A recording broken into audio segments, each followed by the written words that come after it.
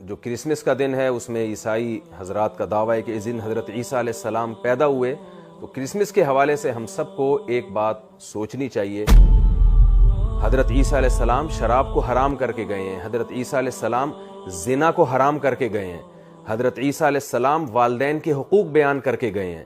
تو آپ دیکھیے کہ کیا اس پر حضرت عیسیٰ کی ان تعلیمات پر عمل ہو رہا ہے۔ حضرت عیسیٰ علیہ السلام جب پیدا ہوئے تو انجیل کہتی ہے کہ حضرت عیسیٰ علیہ السلام نے ماں کی گود میں، حضرت مریم کی گود میں ایک خدا کی طرف لوگوں کو بلایا ہے اور ایک خدا کے عبادت کی ہمیں دعوت دی ہے۔ یہ ایسا تو نہیں ہے کہ صرف ایک دن منایا جا رہا ہے اور حضرت عیسیٰ علیہ السلام کی جو اصل تعلیمات تھیں ان تعلیمات کو بالکل نظر انداز کر دیا گیا ہے۔ حضرت عیسیٰ علیہ السلام کی تو داڑھی تھی، حضرت عیسیٰ علیہ السلام تو توحید کے علمبردار تھے۔ کرسمس کے موقع پر ہماری عیسائی برادری کو حضرت عیسیٰ کی ان تعلیمات کے بارے میں بھی غور کرنا چاہیے۔